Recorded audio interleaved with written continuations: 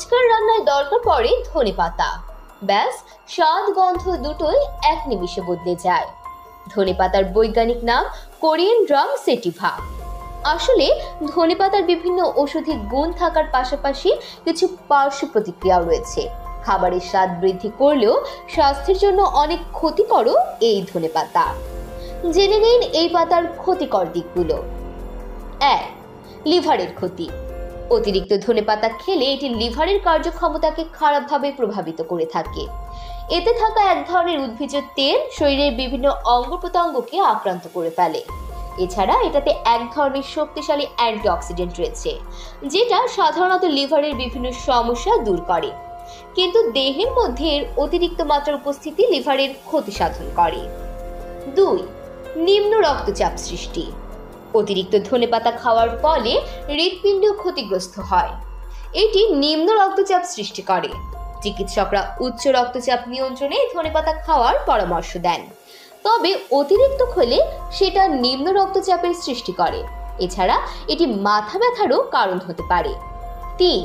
পেট খারাপ।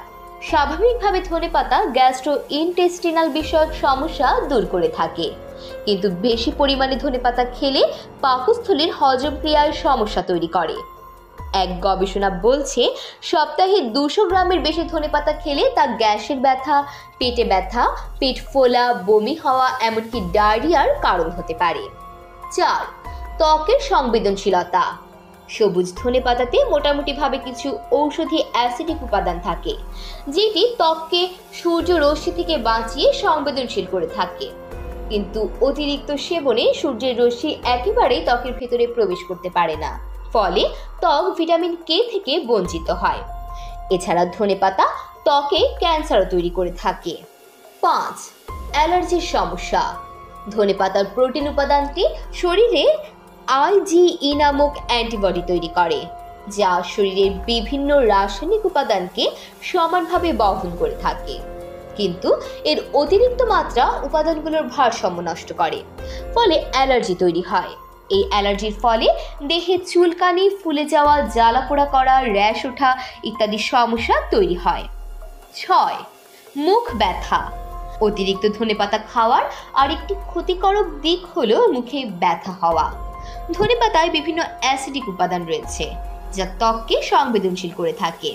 পাশাপাশি এটি মুখে প্রদাহেরও সৃষ্টি করে, বিশেষ করে ঠোঁট, মাড়ি এবং গলা ব্যথা হওয়া সারা মুখে লালও হয়ে যেতে পারে। 7. ভ্রূণের ক্ষতি।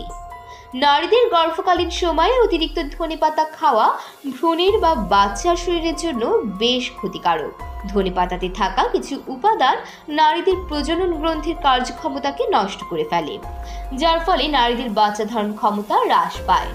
বাচ্চা ধারণ করলেও গর্ভকালীন ভ্রূণের মারাত্মক ক্ষতি হতে পারে। এমন তথ্যবহুল সংবাদ পেতে চ্যানেলটি সাবস্ক্রাইব করে পাশে থাকুন। আর ভিডিওটি কেমন লেগেছে মন্তব্য করতে ভুলবেন না।